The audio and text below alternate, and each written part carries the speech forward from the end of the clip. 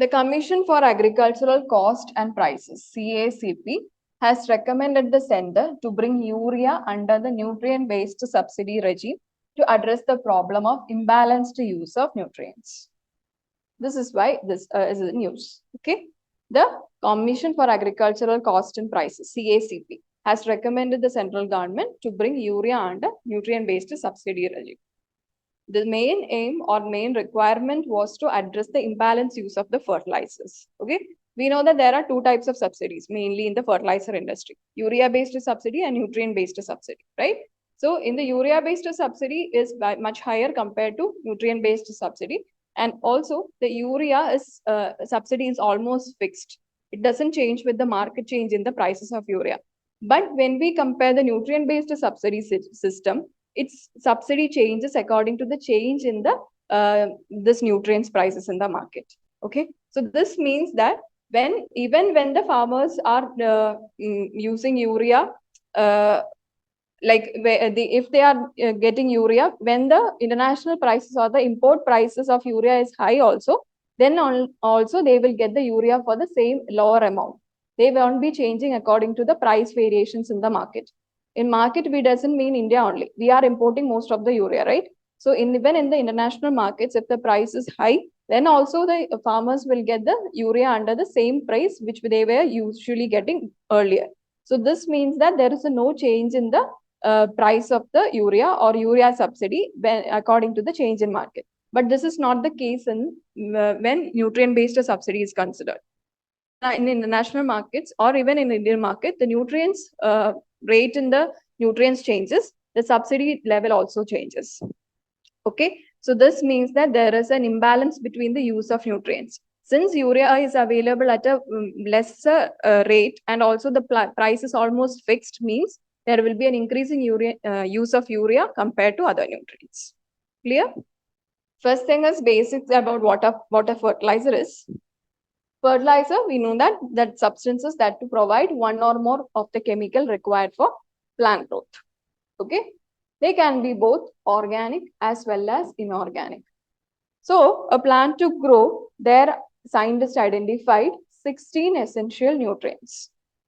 Like we need nutrients, there accordingly plants also need nutrients, and also they are divided into macronutrients and micro or trace nutrients. Okay.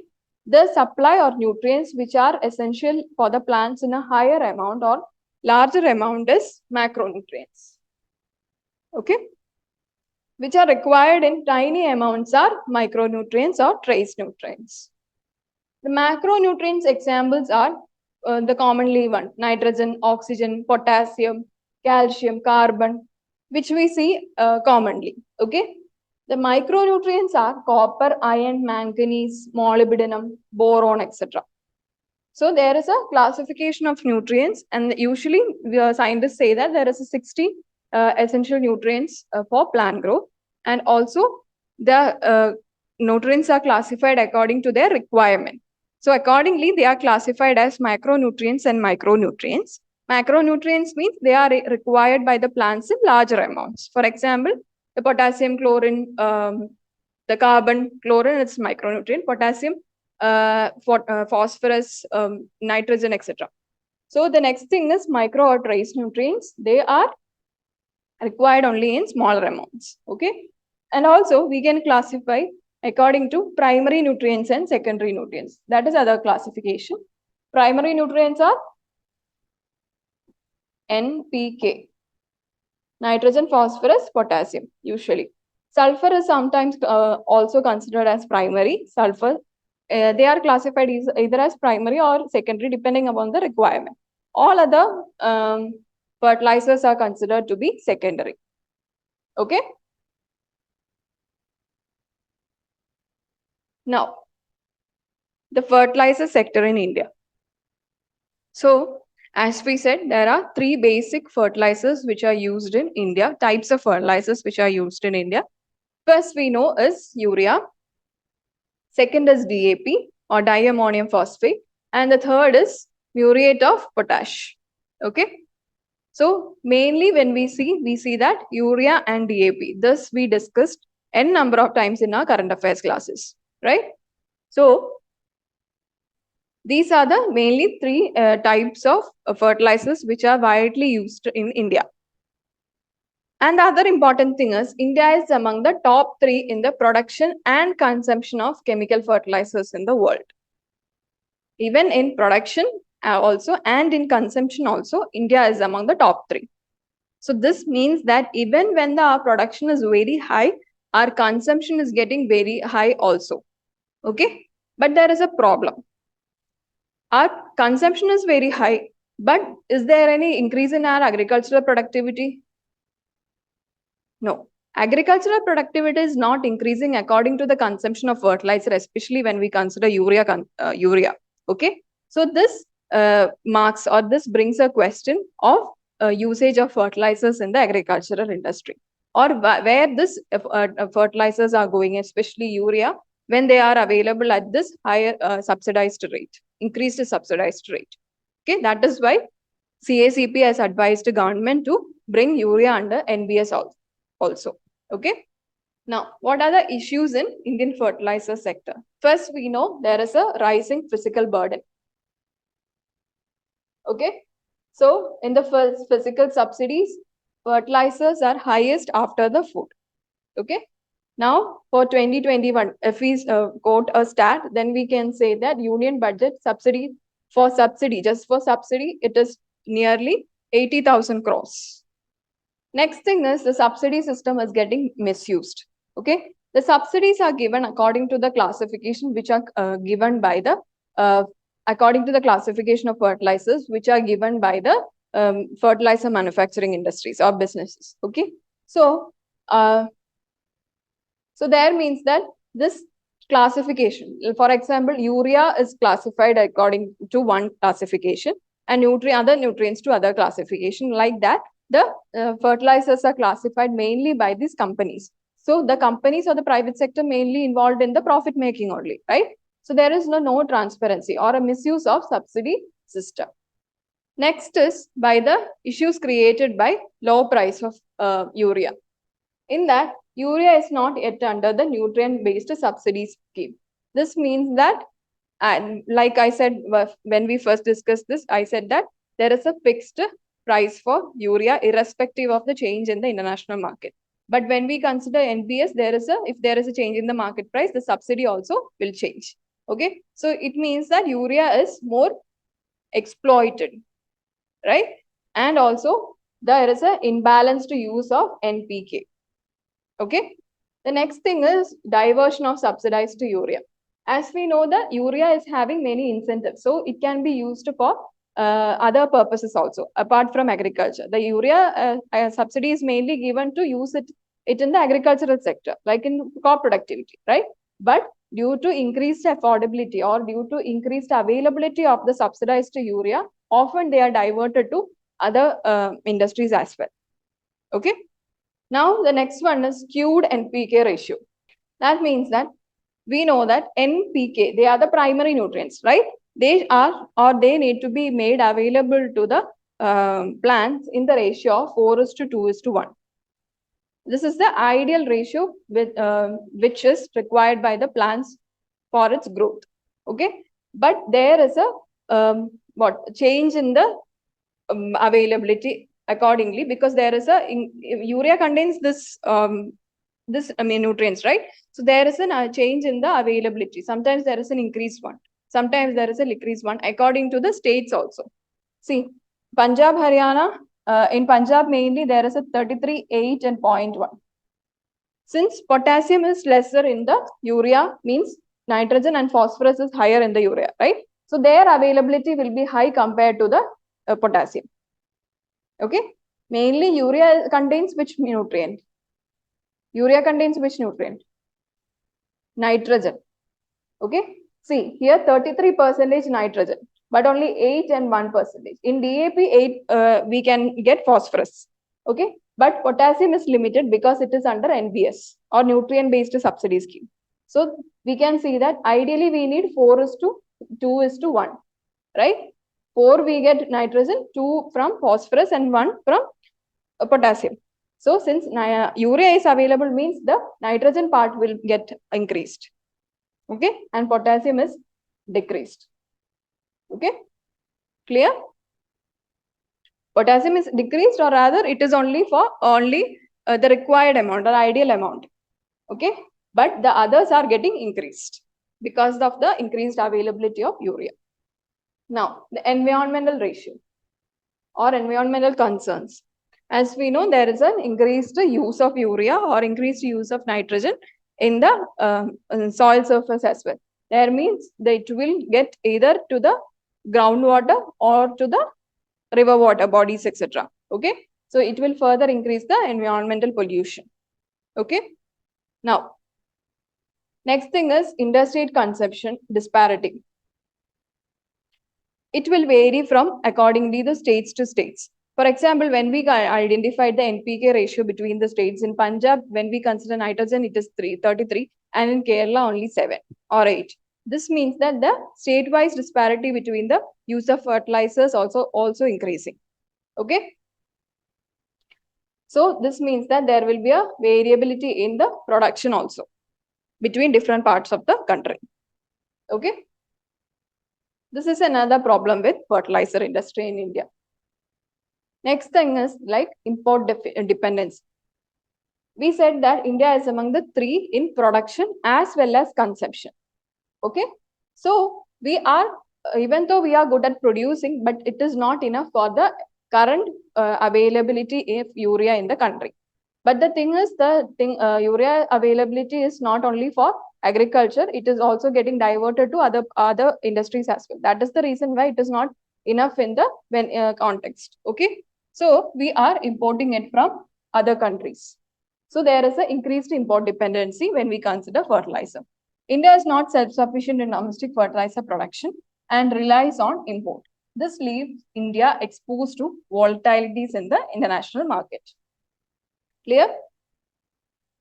Okay. The next thing is, we can say that as a consequence to this, we can say that when international markets, the changes in the fertilizer occurs, there will be a change in the fertilizer availability price for India also, right?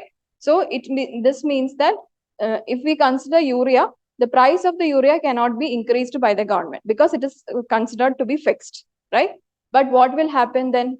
The import or the import burden of the government will increase, right? Okay. This is another consequence of the import dependency. So we were discussing about the fertilizer sector in India and what are the issues in fertilizer sector. First thing is regarding the import dependency. Yes, first issue was regarding the import dependency. Then there was regional disparity in the use of your fertilizer, and also the misuse of subsidy fertilizers is one of the other issues. And also since urea is available abundantly, there is a disparity in the actual proportion of the NPK which is needed by the plant. Then environmental concerns regarding environmental pollution, etc. Okay, these are some of the cases or issues. So government has also taken certain steps for the revival or for solving the problems in the fertilizer industry. First is the nutrient-based subsidy scheme. Okay, first we know that we had only urea-based subsidy. Then later, accordingly, it was identified that urea is not only the thing which is needed for plants. Okay, so they came up with the nutrient-based subsidy scheme in 2010. Okay, so it means that subsidized prices, other nutrients could also be made available to the farmers. Okay, while addressing the imbalanced issues. Okay, so the first thing to be to have revival or to bring changes in the fertilizer sector is to bring nutrient-based subsidy scheme. Okay, next is a soil health card scheme by Ministry of Agriculture, and it is launched in 2015. Okay, so here soil health card scheme means here the soil of each area is identified. Okay, so it's taken and later it is identified accordingly, considering its what are the important nutrients that are present actually in the soil, or in which nutrients the soil is deficient, which nutrients the soil is excess. Okay, accordingly the fertilizer could be given to the soil.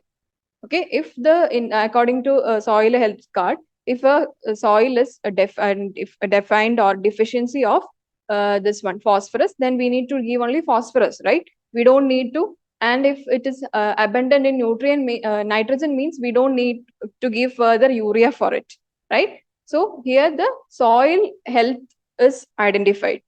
That is why soil health card. It means that what all nutrients is deficient or what all nutrients is excess in the soil. Okay, that is soil health card. Okay, so here the nutrient status of the soil and recommendations on appropriate dosage of nutrients to improve soil health and fertility is given. Okay, similar to our health card, soil is also having a health card. According in our health card also, what are deficiency we are having, what is the accurate or normal level, etc. we are getting, right? Similarly, accordingly in soil as well, what is the excess nutrients available, what is the normal thing in the nutrient, and what can be done to, or what all nutrients are necessary to increase the fertilizer, fertility, etc. could be identified. Okay, so here every 3 years it is analyzed. So it is not fixed, right? So in every three year, there will be analysis of the soil regarding its health. Okay, that is another effort by government. Next thing is neem coated urea. Okay, one of the problem with urea is that since it is available abundantly, means there is a lot of use of unnecessary urea into the soil. Okay, so neem coated urea means similar to nano urea. Okay, here also the urea will be coated with the neem seeds. This means that there will be a slow release of urea into the soil. Okay, this means that we can reduce the amount of urea to be used in the soil. As we know, even if we are giving 100 mg of urea to the soil, there only be maybe 15 mg will be used by the plant.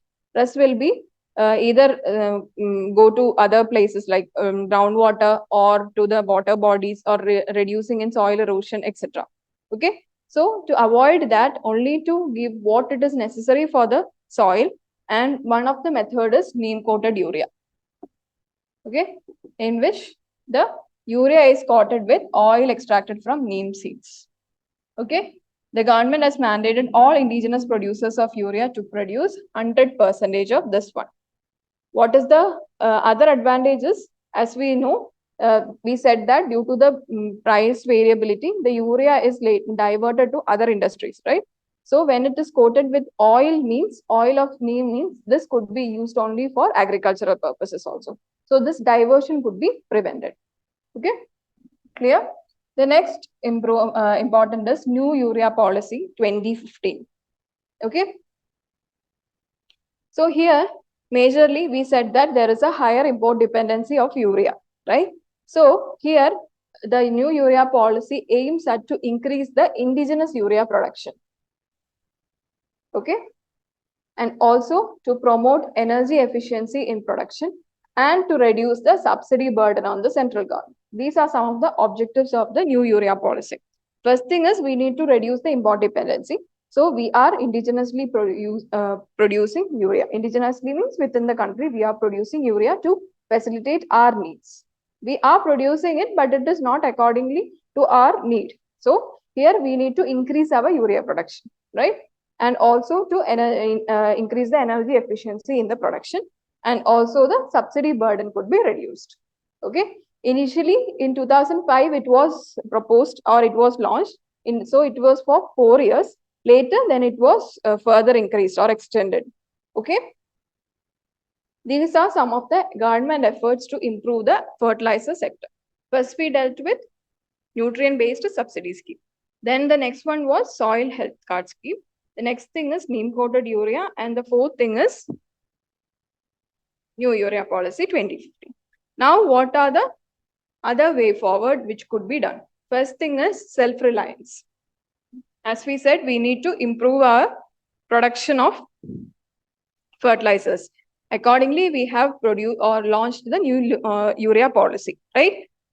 Also, we are increasing the urea plants as PSU sectors in some of the places of Gorakhpur, Sindri, Barauni, Talcher, Ramgoodan, etc. That means that we are trying to increase our urea production indigenously. Okay. So first thing is make ourselves self-reliancy. So what will be its advantages? We'll be lesser dependent on other countries for the urea, and we can be self-reliant. So we can use it accordingly. Then the next thing is we know that there is a diversion of urea to other industries. So Indian government is requesting or asking the indigenous production of urea to be having a neem coated urea. Okay, this means that the production will be ensure that only for agricultural purposes the urea is used. The next thing is that extend nutrient-based subsidy model to urea as well. Okay, this means that, as we said, according to nutrient-based subsidy model, the price changes according to market changes. So now urea is fixed, urea's price is fixed. So there need to be an extension of the nutrient-based subsidy to urea as well. This means that urea's price will also change according to the change in markets. Okay. The next thing is develop alternate sources of nutrients for plants. Okay. That means that we need to shift from chemicals to non-chemical fertilizers. For example, biomass, etc. Okay. Biomass, enhance the use of biomass for crop and livestock byproducts. Cow dung, etc. Okay. So the next thing is improving or including more technology infusion. Okay. So here means we need the means that for effective utilization of fertilizers and also to develop alternative fertilizers. We said about precision farming, right? Precision farming means use of ICT or information and communication technology in the agricultural industry. That is precision agriculture. This mainly means the use of precise amount of agricultural inputs to the agriculture. Okay, so this is done according to ICT technology. The next thing we discussed regarding nano sensors. Okay, it will identify actually does the soil need moisture, does it need fertilizers, the accurate amount could be identified.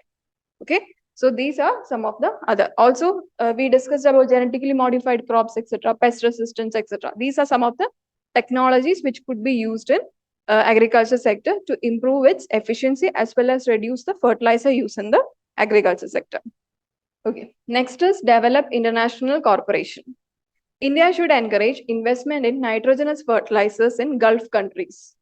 Okay, so as we know that urea comes as a byproduct of natural gas. Okay, so here we need to invest or cooperate with other countries where the natural gas is abundant. Okay, so here what it will enable, here the gas prices are lower compared to which we get in India. So we will have a better access to the fertilizers in the other countries with lesser market price. Okay. So these are one of the other thing which we can do to improve the fertilizer industry. Then next is transfer subsidy to farmers. As we discussed, there won't be a need of urea in some places of the country. They will be wanting or they will need other nutrients for their agriculture purposes. So mostly we know that urea is having higher subsidy. So they are getting in a position that they need to buy the urea, but they in place they don't want it actually, but they need to buy this because this is the only thing which is available. Okay, in a subsidized rate. So what if we transfer the subsidy to them according as DBT or direct benefit transfer? They will get the nutrients what they want, right? So this is the another thing which we can improve the fertilizer industry. Okay. The other thing which is proposed is to change into organic farming. Okay, organic farming or zero waste farming, etc. Okay. So this means that the artificial or synthetic fertilizers is not used and we are using the natural one. Okay, this means that the chemical fertilizers amount will also be getting reduced. Okay, this is another way forward which was proposed.